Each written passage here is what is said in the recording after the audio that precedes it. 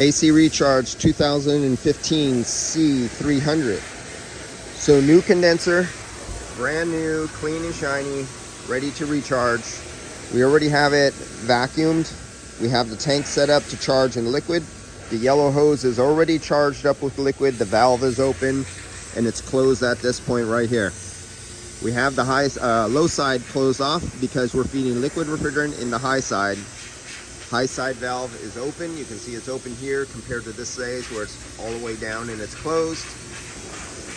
We're going to feed into the liquid line. And if you look at this line, you'll notice in this line that one pipe has both fittings on it. It has both the high fitting and the low fitting all on one pipe because this has a heat exchanger. And that's why when you look at this pipe, if you look at the thickness of this pipe, you notice all of a sudden it gets much fatter.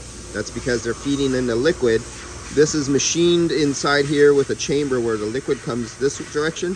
It goes over, then there's a pipe inside a pipe. And the pipe in here is a whole bunch of fins and tubes, and the liquid refrigerant is traveling on the outside, the hot liquid refrigerant, which is warm by the time it comes out on the liquid side.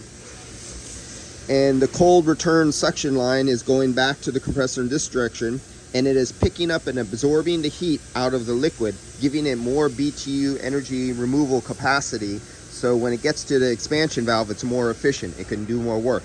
That's the reason for the internal heat exchanger.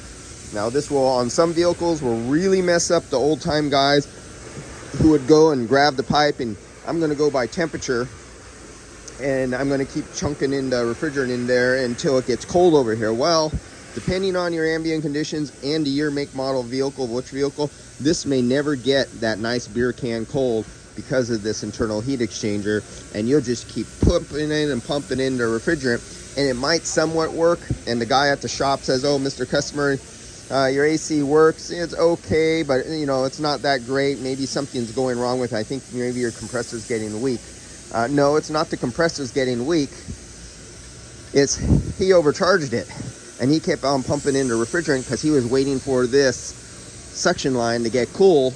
But because it has an internal heat exchanger, your superheat's way up on the side and you get a kind of warm pipe. So you go, oh, maybe something's wrong with your expansion valve, something's wrong with your compressor, maybe your condenser. They just start guessing. And it might work for a while, but they have it so overcharged. There's so much, and you start getting liquid refrigerant back to the compressor, wiping out the refrigerant in there, up in the diluting out the oil, and eventually the compressor gives out. And you come back to that mechanic, he doesn't know that he was the cause of that compressor going out. And he says, oh, well, remember I told you there was some problem and it was kind of working for now.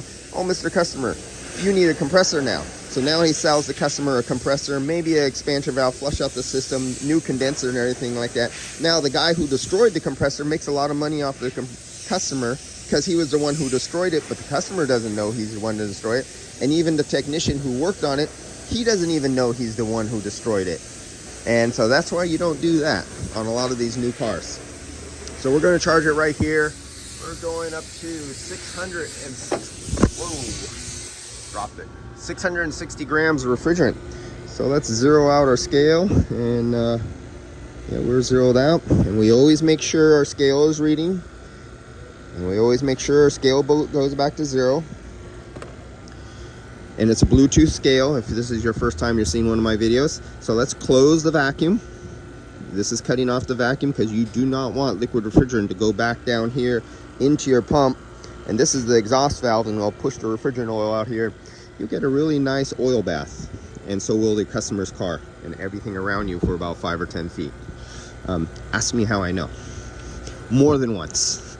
Okay, so we're ready. We're sitting right here. We want 630 grams. So let's open up this valve. 1, 2, 3. And there we go. We're at 100 grams, heading to 2, going towards 3, 4, 5. And let's start closing it down right there. I'll live with that's close enough. It does says plus or minus 10 grams, and I could live with that. Somewhere on plus or minus 30, but you'll notice on microchannel condensers, that they have tighter tolerances. Those old days of plus or minus an ounce, somewhat long gone. Okay, so we're good there. And I'm going to start this up and we're going to graph this. So let's come back on the next video and we're actually going to graph this, and we're going to see the pressures of the compressor kicking on, because remember, this is a variable displacement compressor, even though it has a clutch. If you can see the clutch spin down here, I'm spinning the clutch, but it's a variable displacement compressor. That'll also throw some guys off. All right, because many variable displacement compressors have clutches. And years ago, guys read one magazine article that said variable displacement compressors do not have clutches. And that's the only information they've ever learned in 20 years. And to this day, they say variable displacement compressors do not have clutches. That's how you know you're talking to somebody who's not educated, doesn't read, and is stubborn. All right, see you on the next video.